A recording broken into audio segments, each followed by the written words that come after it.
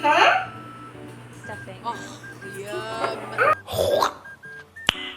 Nice.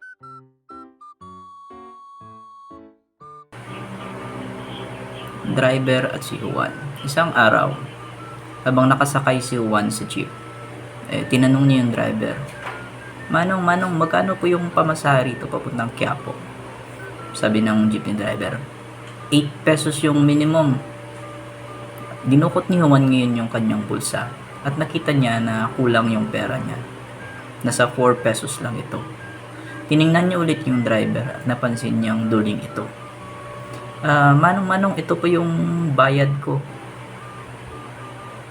Tiningnan ngayon ng driver yung bayad ni Juan at sinabihan niya si Juan, Iho, kulang to ha.